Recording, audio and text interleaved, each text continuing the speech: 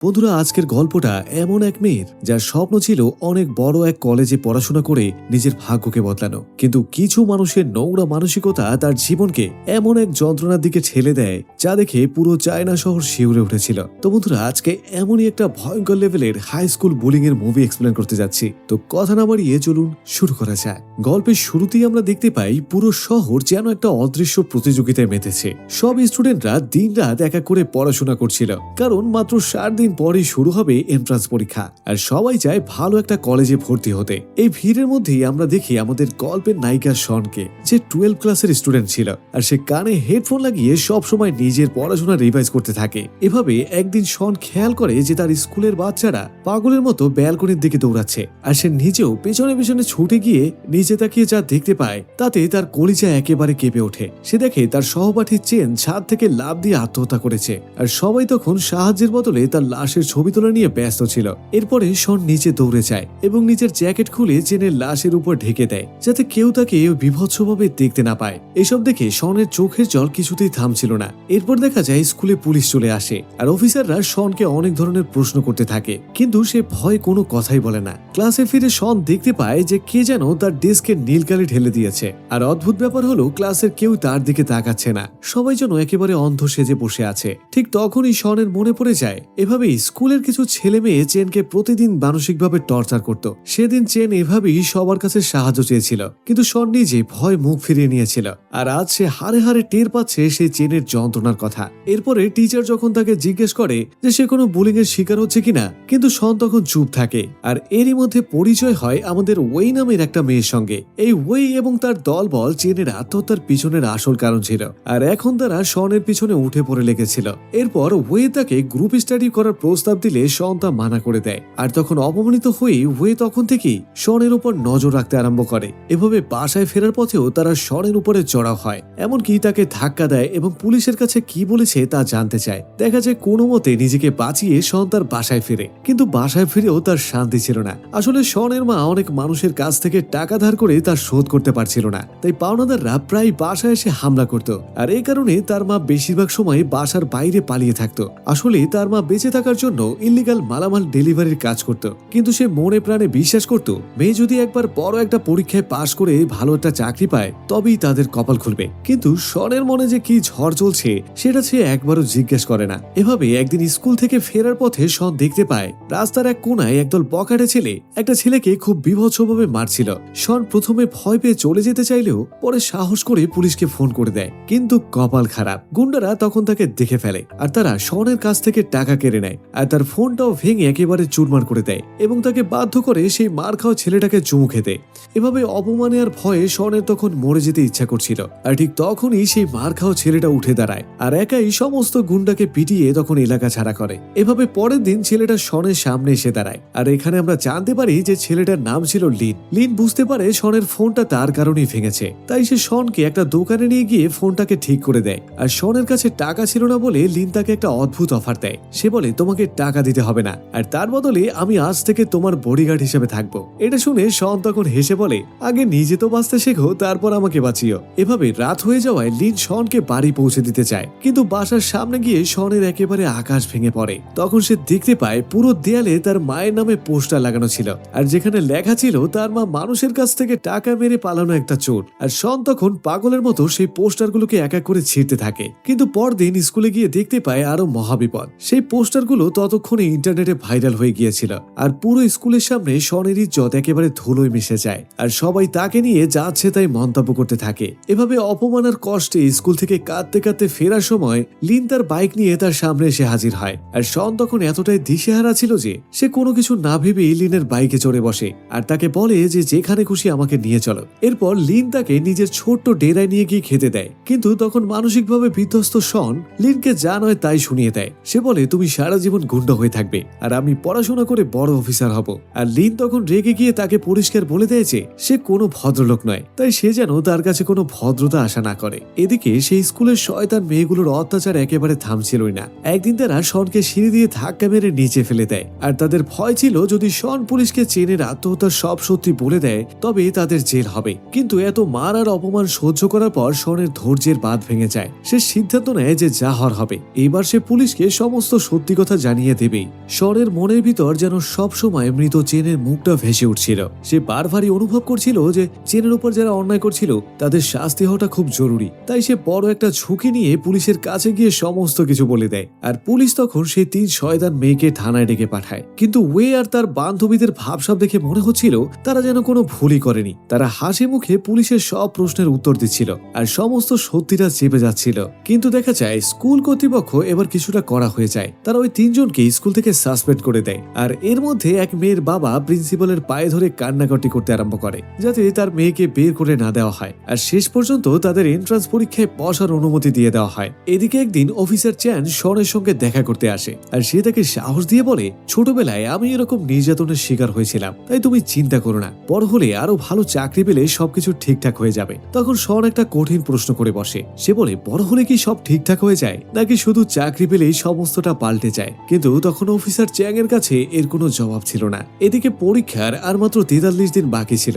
স্কুলে আপাত দৃষ্টিতে সবকিছু শান্ত মনে হলেও শনের মন বলছিল ঝড় আসার আগের এই নিস্তব্ধতা খুব বিপজ্জনক। কারণ ওই 3 মেয়ে এত সহজে তাকে ছেড়ে দেওয়ার পাত্রী ছিল না। একদিন বাড়ি ফেরার পথে শন দেখতে পায় ওই 3 জন হাতে ছুরি নিয়ে তার জন্য অপেক্ষা করছে। আর তাদের প্ল্যান ছিল শনের মুখ পুড়িয়ে দেয়া। শন তখন পাগলের মতো দৌড়াতে আরম্ভ করে। সে তখন অফিসার চ্যাংকে ফোন করলেও সে ফোন ধরে না। এভাবে উপায় না দেখে সে লিনের বাড়ির দিকে ছুটে যায়। আর অল্প কদিনই লিনের উপর শনের ভরসা এত হয়ে গেছে যে সে লিনের বাড়িতে গিয়ে আশ্রয় নেয় এবং লিনের জামা কাপড় পরেই সেখানে ঘুমিয়ে পড়ে।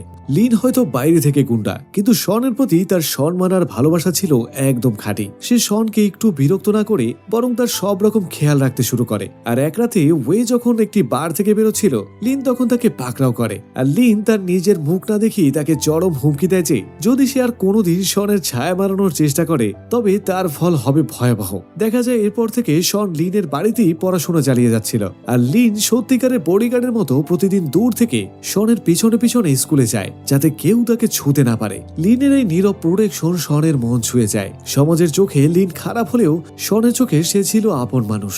আর মনে মনে সে লিনকে পছন্দ করতে শুরু করলেও পড়াশোনার চাপে সে কিছুই বলতে পারে না। কিন্তু একদিন শনের কাছে ওয়ের দলেরই একটা মেয়ে আসে আর সে কান্নাকাটি করে বলে, তোমাকে ছেড়ে দেওয়ার পর তারা আমাকে টর্চার করতে শুরু করেছে, তো তোমাকে কে বাজাচ্ছে? প্লিজ আমাকে তার কাছে নিয়ে চলো, আমার এমন একটা প্রোটেকশন দরকার। এভাবে লিন আর শনের দিনগুলো বেশ ভালোই কাটছিল। আর লিনের প্রোটেকশনে এখন অনেক শান্তিতে পড়াশোনা করতে পারছিল। কিন্তু সুখ তো আর সবার কপালে বেশি দিন সয় না। হঠাৎ করে লিনের দোকানে পুলিশ হানা দেয় আর পুরনো একটা কেসে লিনকে ধরে নিয়ে যায়। আর লিন যখন লক আপে ঠিক সেই সুযোগটাই নেয় শয়তান মেয়ে ওয়ে আর তার গ্যাং। আসলে যে মেয়েটা শনের কাছে সাহায্য চেয়েছিল সে আসলে ছিল ওয়েরই এক চেলা। সে ফুসলিয়ে শনকে একটা নির্জন জায়গা নিয়ে যায় আর সেখানে ওয়ে আর তার দলবল শনের উপরে ঝাঁপিয়ে পড়ে। তারা শনের জামা কাপড় ছিঁড়ে ফেলে এবং তার বইপত্র তছনছ করে দেয় আর কাঁচে দিয়ে শনের মাথার চুল জঘন্যভাবে কেটে দেয়। শুধু তাই নয়, এরপর তারা শনের কিছু আপত্তিকর ছবি আর ভিডিও তুলে রাখে যাতে সে কোনোভাবে মুখ দেখাতে না পারে। তো বন্ধুরা, স্কুলের ছাত্রীরা যে এত বড় জানোয়ার হতে পারে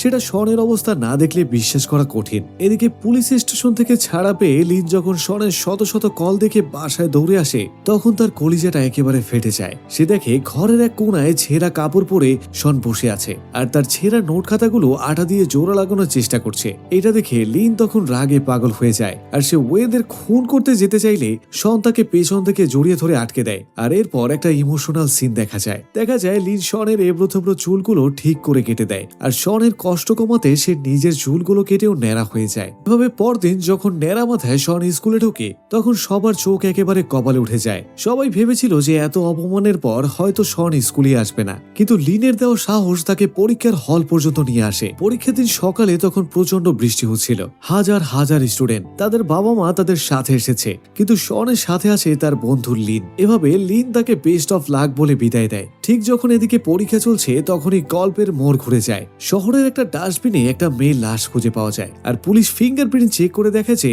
এই লাশটা আর অন্য কারো নয়, বরং স্বয়ং ওই শয়তান ওয়েরই ছিল, যে কিনা শনের জীবন তছনছ করেছিল। সে নিজেই এখন শেষ। পুলিশ সাথে সাথে ইনভেস্টিগেশন শুরু করে আর সিসিটিভি ফুটেজে লিনের বন্ধুর একটা গাড়ি দেখতে পায়। এভাবে গাড়িতে রক্তের দাগ পাওয়া গেলে পুলিশ লিনকে ধরে নিয়ে আসে, কিন্তু লিন দাবি করে যে ওই রাতে সে হাসপাতালে ছিল। এদিকে পুলিশের ইনভেস্টিগেশন যখন তুঙ্গে তখন ওয়েরই সেই বগাটে বন্ধুরা শনের উপরে করা সমস্ত টর্চারের ভিডিও পুলিশকে দিয়ে দেয়। আর ভিডিওগুলো দেখে পুলিশ অফিসার চ্যাং একেবারে শকড হয়ে যায় আর সে সাথে সাথে লিনের বাড়িতে যায় এবং সেখানে দেখতে পায় যে শন একা ছিল। এরপরে পুলিশ তাকে তাকে জেরা করতে আরম্ভ করে। সে বলে যে এত কিছু হয়ে গেল, তুমি কেন আমাকে জানাওনি? শন তখন খুব আক্ষেপ করে বলে, আমি তো আগেও আপনাদের কাছে গিয়েছিলাম, কিন্তু আমার জীবনে কিচ্ছু বদলায়নি, তাই এবার আমি শুধু পড়াশোনায় মন দিতে চেয়েছি। এখানে শন যেতে না চাইলেও যেহেতু সে এখন খুনের প্রধান সন্দেহভাজন, তাই পুলিশ তাকে জোর করে থানায় নিয়ে যায় এবং সারা রাত তাকে সেলে থাকতে হয়। আর পরের দিন সকালে না ঘুমিয়ে না খেয়ে সোজা সে জেল থেকে পরীক্ষার হলে পৌঁছায়। আর তখন তার মাথায় শুধু লিনের আর তার মায়ের মুখটা ভাসছিল। এভাবে তাদের দেওয়ার সাহস নিয়ে সে পরীক্ষা শেষ করে। এভাবে পরীক্ষা হল থেকে বের হতেই লিন শনকে ধরে একটা নির্জন জায়গায় নিয়ে যায়। লিন বলে যে পুলিশ আমার পেছনে লেগেছে, আর তাই আমি যা বলছি মন দিয়ে শোনো। আর এখানেই গল্পের সব থেকে বড় টুইস্টটা ফাঁস হয়। বন্ধুরা, আসলে ওয়েকে লিন খুন করেনি,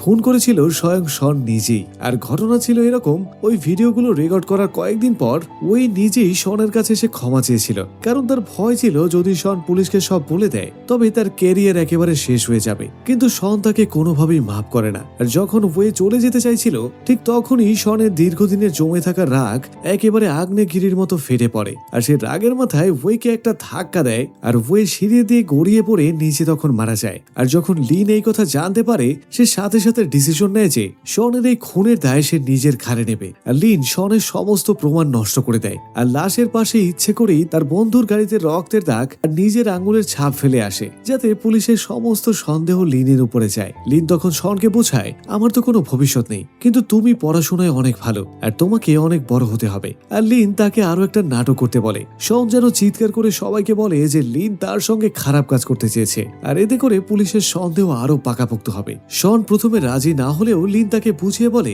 আমি তো এখনো নাবালক, তাই আমার সাজা খুব কম হবে। তুমি যখন কলেজ শেষ করে বের হবে আমিও তখন জেল থেকে ছাড়া পেয়ে যাব, আর তখন আমরা দুজনেই সুখে থাকবো। অফিসার চ্যাং লিনকে অনেক জেরা করে, কিন্তু লিন পাথরের মতো শক্ত হয়ে থাকে। অফিসার শনকেও বোঝানোর চেষ্টা করে যে লিন তার জন্য সারা জীবন জেল খাটবে, আর এই পাপের বোঝা সে কি সইতে পারবে। কিন্তু লিনের শেখানো বুদ্ধি অনুযায়ী শন একদম চুপ থাকে, আর শেষ পর্যন্ত লিন খুনের দায় সব নিজের ঘাড়ে নিয়ে নেয়, আর যাতে করে তার জেল হয়ে যায়। আর জেলে শেষবার দেখা হওয়ার সময় তারা মনে মনে একে অপরকে কথা দেয় যে তারা আবার ফিরে আসবে। অবশেষে সেই দিনটা ফিরে আসে, যার জন্য তারা 4 মাস ধরেই অপেক্ষা করছিল। আর সেটা ছিল রেজাল্টের দিন, যেখানে হাজার হাজার বাচ্চার ভবিষ্যৎ ঠিক হবে আজ। তো শনের বুকের ভেতরটা তখন দুরু দুরু করে কাঁপছিল, কিন্তু রেজাল্ট আসতেই দেখা যায় শন কল্পনার চেয়েও বেশি নাম্বার পেয়ে গিয়েছিল। আর সে এমন এক টপ কলেজে চান্স পেয়েছে যেখানে তার পুরো স্কুল থেকে মাত্র 14 জন পড়ার সুযোগ পেয়েছিল। এতে করে শনের মা খুশিতে আত্মহারা হয়ে যায়, আর সে ভাবতে থাকে তাদের অভাবের দিন সত্যি শেষ হতে চলেছে। কিন্তু এই খুশির মাঝেই বাধা হয়ে দাঁড়ায় অফিসার চ্যাং। সে এসে শনকে অভিনন্দন জানিয়ে হুট করে একটা খবর দেয়, আর সে বলে যে শন লিনের ফাঁসির রায় হয়ে গেছে। এই কথা শুনে শনের পায়ের নিচ থেকে মাটি সরে যায়। সে অফিসারকে মারতে শুরু করে আর চিৎকার করে কাঁদতে থাকে। তখন অফিসার চ্যাং শান্ত গলায় বলে যে আমি তোমাকে মিথ্যা বলেছি, আমি শুরু থেকেই জানতাম যে ওর মৃত্যুটা আসলে তোমার হাতেই হয়েছে, কিন্তু তোমাদের দুজনের ভালোবাসা দেখে খোদ আইনও হার মেনে গেছে। অফিসার জানায় যে লিনের 10 বছরের জেল হয়েছে,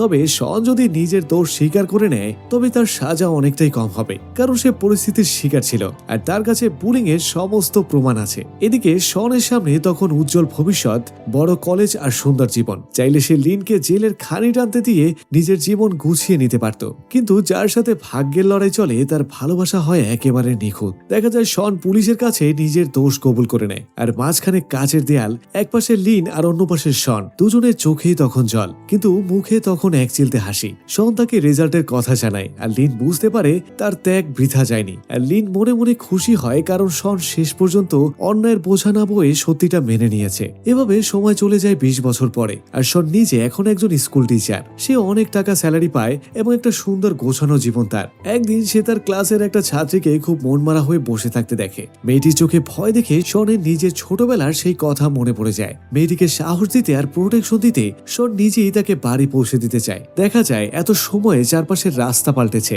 আর পাল্টেছে মানুষ, কিন্তু শনের জীবনের একটা দৃশ্য আজও পাল্টায়নি। আর সেটা হলো লিন আজও ঠিক আগের মতোই শনের পেছনে পেছনে ছায়ের মতো হাঁটছে, আর 20 বছর আগের সেই বডিগার্ড আজও তার কথা রেখেছে। আর এভাবেই শেষ হয়ে যায় এক করুণ কিন্তু লড়াকু ভালোবাসার গল্প। তো বন্ধুরা, এই সিনেমাটি আমাদের শেখায় যে স্কুল বা কলেজে বুলিং করা কোনো মজার বিষয় নয়। এটা একটা বাচ্চার জীবন ধ্বংস করে দিতে পারে, কিন্তু অন্ধ অন্ধকার পরে যেমন আলো আসে, তেমনই ধৈর্য ধরলে জীবনের মোড় একদিন না একদিন ঘুরবে। তো বন্ধুরা, আপনাদের জীবনেও কি এমন কোনো ঘটনা ঘটেছে থাকলে কমেন্টে লিখে জানান। আর ভিডিওটি ভালো লাগলে একটি লাইক দিন, আর চ্যানেলটি সাবস্ক্রাইব করুন যাতে নতুন নতুন সব গল্প সবার আগে চলে যায় আপনার দরজায়। আর যাচ্ছি, তবু দেখা হচ্ছে নতুন কোনো ভিডিওতে। ততক্ষণ পর্যন্ত ভালো থাকুন, সুস্থ থাকুন, আল্লাহ হাফেজ।